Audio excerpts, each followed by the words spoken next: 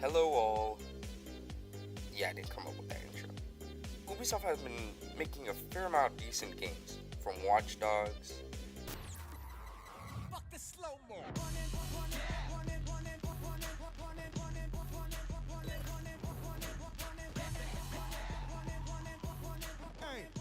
to Tom Clancy, Wings on our badge because it's in our blood. and, well, right now, For Honor.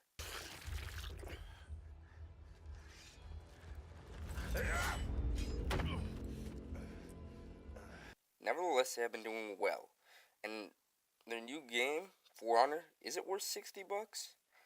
Well, no, it's not. No, God! And I'll tell you why it's not worth it. After all, it's a review, so why would I tell you? Don't ask that question. To get down to this game and what this game is and how to understand it, we need to learn the basic controls. And the basic control and the main control throughout the game that is most important is the right analog stick. Fix of the Xbox One analog control stick drift. Now, what drifting is, it's when you're playing any game. The right analog stick is the item you're going to be using most throughout this game. Other than the heavy and light attacks, which is going to be like R2 and R1. The right analog stick is your savior. You are going to leave a mark on your right thumb for how many times you're going to use it. Not literally, but you get what I mean. You're going to use it a lot, all the time. But this is where it makes the game unique, as this decides which area of the body you are going to hit your opponent. You want to slice the chest? Then point your analog stick to the right or left. And whoosh, just watch yourself cut that guy straight through like butter. Today I got you a good one. We're going to put to the test butter gadgets. Let's check this out. Who does not love butter? Ooh, I love some butter. Or maybe you want to go straight up headshot, then aim upwards. Just point the analog stick upwards and bam, you get a straight up headshot. The analog stick is your lord and savior in this game. Worship it, test it, massage it, eat it. You can do anything if you trust your stick. Now, give me it. I fucking need that. How am I supposed to play now? You're breaking my last controller. I want you to play. You're breaking my last. Also, how do the clans speak perfect English? Like, what did they? How do the samurais speak English so fluidly? And Vikings know perfect grammar? What? Would have been much cooler if they added subtitles and let the samurai speak fluid Japanese, or the knights speaking in French or something. I know it just sounds like I'm nitpicking at this, but I don't know. It would have been much more appropriate and cooler. So much cooler. I mean, can you imagine a knight speaking in French? I mean, come on, that'd be so badass.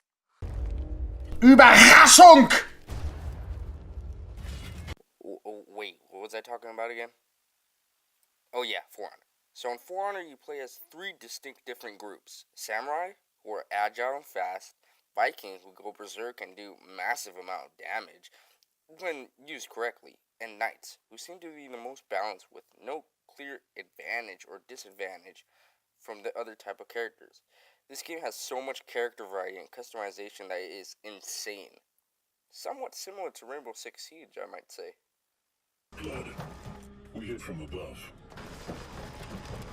The adrenaline. It floods your whole body. You need to control it. Focus it. Time stretches, and you get really calm. You feel ready. Ready to engage. They're even using the same premise of DLC by releasing out free characters and maps. But that would also mean there'd be no point in buying the season pass, since you only need to grind to gain the characters, and the maps you don't really need to grind or anything, they give it out for free. So, the season pass isn't really worth it. But there is a lot of stuff in this game, and with free content coming out, I'd say that's pretty good for a Ubisoft game. Another plus side to this game is it actually has a campaign, unlike Rainbow Six Siege's campaign, if you could call it that. It's just operations and like earning stars and stuff. It's not a legitimate story, whereas For Honor has a full-fledged out campaign with somewhat of an interesting story. The story goes that the Knights, Samurais, and Vikings are fighting out in a long war for resources and other stuff to basically survive. And later in the game, they soon team up to destroy a common enemy known as the Black Guards or whatever. And yeah, that's basically the story. Amazing job.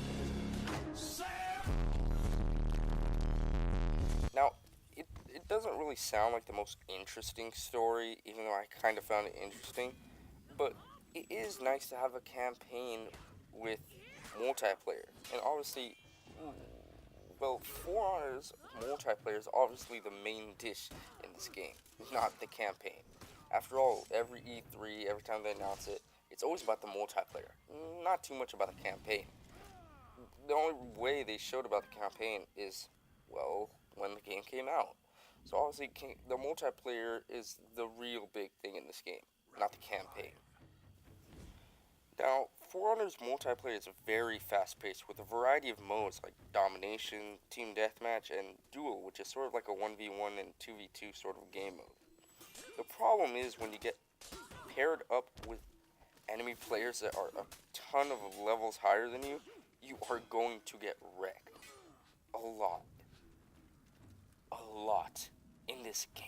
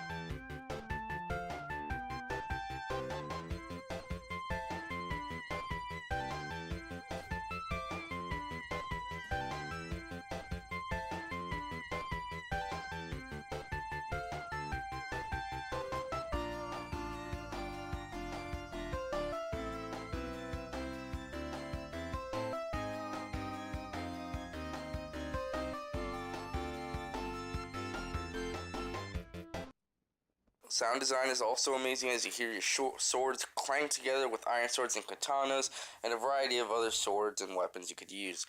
It honestly feels amazing. Hearing swords clash together is one of the best things your ears could hear. It's like music to my ears. Not only that, but when you cut straight through the enemy's flesh, it's just so rewarding. It feels so fantastic. It's so amazing. The sound design in this game is honestly a 10 out of 10 in my book. It's fucking superb. Gameplay is also really fantastic as well. Matches for me usually take around 2 minutes, maybe less, or maybe more, depending on the level players I'm facing. Honestly, the gameplay is fantastic as well. It's fast-paced, there's multiple characters you could use, allowing you to experiment with which character you're best at using, unlocking new gear. Sometimes it gets a little bit OP if you face really high players, but if you face players at your level, it'll be a really intense match, and it's just fantastic. It's amazing. The gameplay's fast-paced, superb, fantastic. Honestly, best gameplay for me. I honestly enjoy this type of gameplay, and I hopefully more people use this type of control because I honestly enjoy the control in this game.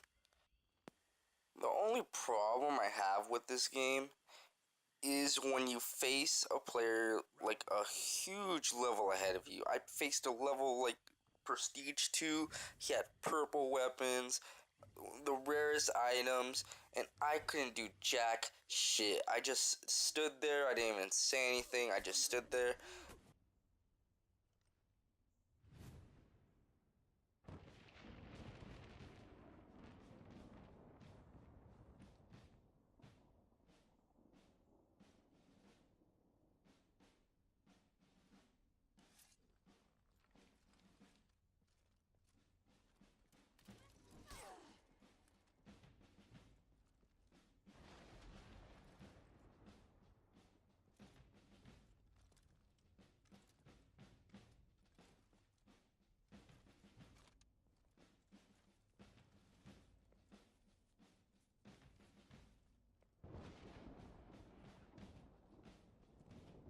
Honestly, it was ridiculous how much damage he was putting into me. Literally, I took out 1 bar of his health with like wasting my full stamina, and then he did like 2 attacks, and already I'm down at half health. It's ridiculous when you face high levels, and they need to do something quickly. They honestly need to make a system where you're basically facing players at the same level with you. That is, unless you play with another player that is high level with you, like maybe a friend is a high level with you, then it makes sense to pair you up with another player that's a low and has a high player. But for now, every single time I'm paired up with maybe a level 19, I'm a level 5, I see someone like on the enemy team that's a level 3 prestige, a level 2 prestige, and they just fucking wipe the floor, alright? It's fucking annoying. It's fucking stupid.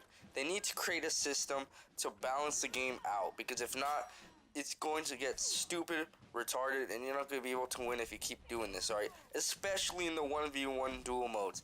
This is the area where most of the time you're going to see a lot of high players, and you're like a level 5 and you can't do jack shit. And there's no one out there to help you because it's a 1v1. And you just fucking eat ball sack, alright? It's fucking stupid, alright? They need to make a system for this fucking garbage.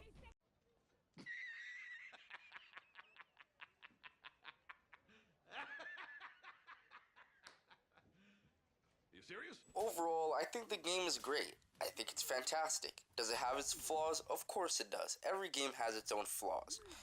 But with the great gameplay, free content coming out, amazing community so far with a lot of people playing, and well, superb gameplay, campaign, multiplayer, a lot of modes, and overall a great, fantastic experience, I have to recommend this game. For $60, no, I don't think $60 is still worth it, even with the free content. $40, sure. $40 I'd get in a landslide. $60, no way. But in a deal, I would get it. Overall, I have to give this game a 9 out of 10. It's fantastic. It's amazing. It's one of the most unique games I have ever played, alright?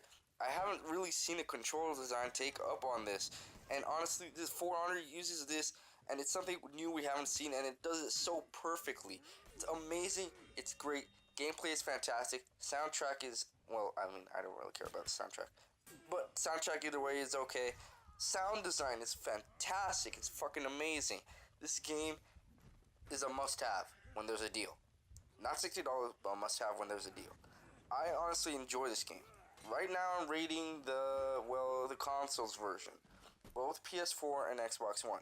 Mainly Xbox One. I have played a little bit of PS4, but I didn't buy on that. I bought it on Xbox One. Xbox One is fantastic. PS4 I haven't played yet, so I don't know. Maybe it's a better community, maybe it's not. I don't know. But for Xbox, a 9 out of 10. 9 out of 10. Anyways, guys, that's gonna have to do it for this review. I'm gonna try to do more videos. Probably each week each week or two, I'm gonna release a video. That way, so it could look like my channel is not dead. Because the last video I did was like 2 months ago, and then like a week ago, and then like 4 days ago. So I'm gonna try to do that. See how it works out. If not, then I'll try to implement a new way. But hopefully this idea works. So that's all I gotta say. If you like the video, like, subscribe, comment, and I'll see you next time.